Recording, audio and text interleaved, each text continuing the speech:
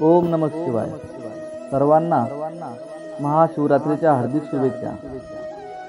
एक पारधी जंगलात सावध शोधण्याकरता झाडावर बसला होता. संपूर्ण दिवस गेला, परंतु त्याला शिकार मिळाली नाही.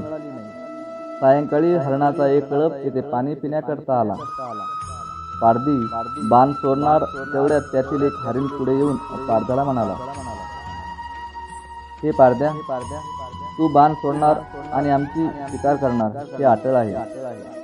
परंतु मी तुला एक विनंती करतो, मला माझ्या कुटुंबाला एकदा भेटून येऊ दे. माझी कर्तव्ये मला पार पाडून येऊ दे. हरणाचे वचन ऐकल्याने पारध्याने त्याची विनंती मान्य केली. दूरवरून मंदिरातील घंटांचे आवाज येत होते. ओम नमः शिवाय कानावर येत होते. पारधी ज्या झाडावर बसला होता ते झाड बेलाचे होते. सहज चाळा म्हणून एक एक पान तो खाली टाकत होता. त्या झाडाखाली असलेल्या शिवपिंडावर ती बेलाची पानं पडत होती. न कळत का होईना त्या पारध्याच्या हातून शिव उपासना घडली. हरिण परत आल्यानंतर त्याने पारध्याला म्हटले की आता मला मार, मी माझे कुटुंब प्रमुख असल्याने कर्तव्य बजावून आलो आहे. तेव्हा लगेच हरिण पुढे आली आणि तिने म्हटले, त्यांना नको, मला मार, मला माझे पत्नी धर्माचे कर्तव्य पार पाडायचे आहे. त्वरित हरणाची लहान पिल्ले पुढे आली आणि म्हणाली, आईला नको, आम्हाला मार, आम्हाला आमचे पुत्र धर्माचे कर्तव्य पार पाडू दे. ते पाहता पारध्याच्या मनात विचार आला, हे प्राणी मात्र असून देखील आपापल्या कर्तव्याला चुकत नाहीत, तर मी माझा मानवधर्म दयाधर्म का सोडू. त्याने सर्वांना जीवदान दिले. देवादिदेव महादेव हे सर्व पाहून हरणावर आणि पारध्यावर प्रसन्न झाले आणि त्यांनी त्या सर्वांना कृपाशीर्वाद दिला. सर्वांचा उद्धार केला. हरिणाला मृग नक्षत्र म्हणून व पारध्याला व्याघ्र नक्षत्र म्हणून अवकाशात नेहमीकरता स्थान दिले. हा प्रसंग ज्या समयात घडला तो दिवस महाशिवरात्रीचा होता. एकदा पार्वतीने परमेश्वर शिव शंकराला विचारले, असे कोणते श्रेष्ठ तसेच सरळ वृत्तपूजन आहे ज्यामुळे मृत्यू लोकातील प्राण्यांना तुमची कृपा प्राप्त होईल. उत्तरादाखल शंकराने पार्वतीला शिवरात्रीच्या व्रताची कथा सांगितली. एका गावात एक शिकारी राहत होता. मुख्य जनावरांची हत्या करून तो आपल्या कुटुंबाचे पालन पोषण करीत असे. तो सावकाराचा कर्जदार होता. त्याने त्याचे कर्ज वेळेवर चुकविले नव्हते. त्यामुळे संतापून सावकाराने शिकारीला शिवमठात कैद बनविले. योगायोगाने त्याच दिवशी शिवरात्र होती. शिकारी ध्यानमग्न होऊन शिवा संबंधित धार्मिक गोष्टी ऐकत राहिला. चतुर्थीला त्याने शिवरात्रीची कथाही ऐकली. सायंकाळी सावकाराने त्याला जवळ बोलावून कर्ज फेडण्याविषयी विचारले. शिकारी दुसऱ्या दिवशी सर्व कर्ज फेडेन असे वचन देऊन कैदेतून सुटला. आपल्या दिनचर्येप्रमाणे तो जंगलात शिकारीसाठी निघाला. पण दिवसभर कैदेत राहिल्यामुळे तो तहान भुकेने व्याकुळ झाला होता. शिकार करण्यासाठी तो तलावाकाठच्या बेलपत्राच्या झाडावर मचाळ बांधू लागला. बेल वृक्षाच्या खाली बेलपत्राने झाकले गेलेले शिवलिंगच होते. शिकाऱ्याला मात्र हे माहीत नव्हते. मचाण बनवताना त्याने ज्या फांद्या तोडल्या त्या योगायोगाने शिवलिंगावर पडल्या. या प्रकारे दिवसभर उपाशी असलेल्या शिकाऱ्याचे व्रतही झाले आणि त्याच्या करवी शिवलिंगावर बेलपत्रही वाहिले गेले. एका प्रहारानंतर एक गर्भिणी हरिण तलावावर पाणी पिण्यासाठी पोहोचली. शिकाऱ्याने आपल्या धनुष्याने तिच्यावर नेम साधलाच होता. तितक्यात ते हरिण बोलली, मी गर्भिणी आहे.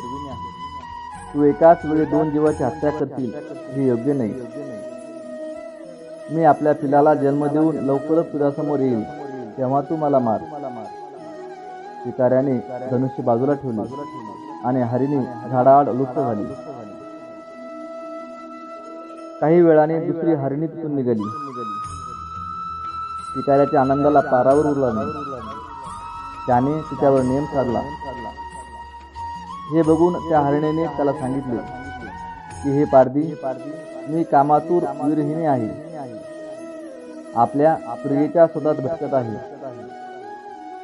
मी माझ्या पतीला भेटून लवकरच तुझ्या जवळ येईल.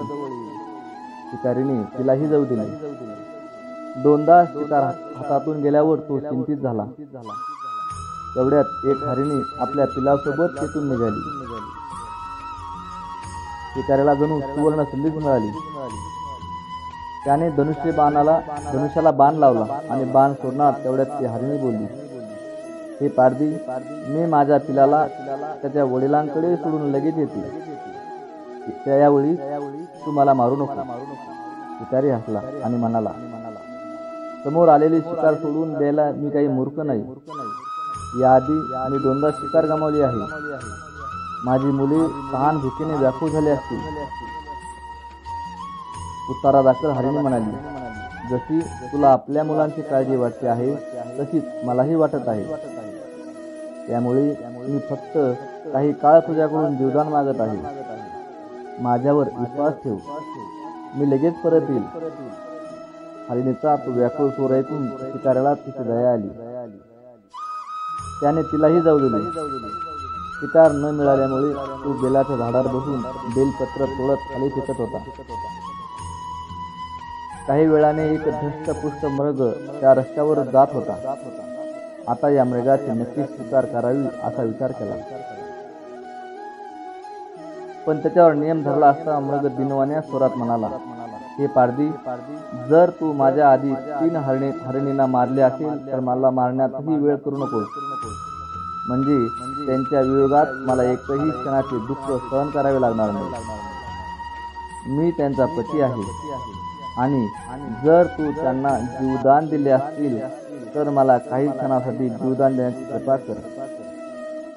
मी त्यांना भेटून तुझ्या समोर हजर होईल. मृगाचे बोलणे ऐकून शिकाऱ्याच्या डोळ्यासमोरून संपूर्ण रात्रीचे घटनाचक्र आले. त्याने सर्व कथा मृगाला ऐकली. तेव्हा मृगाने सांगितले, माझ्या 3ही पत्नी येथून वचनबद्ध होऊन गेल्या आहेत, मात्र त्या माझ्या मृत्यूनंतर आपल्या धर्माचे पालन करू शकणार नाहीत. त्यामुळे तुम्हाला आता जाऊ दे.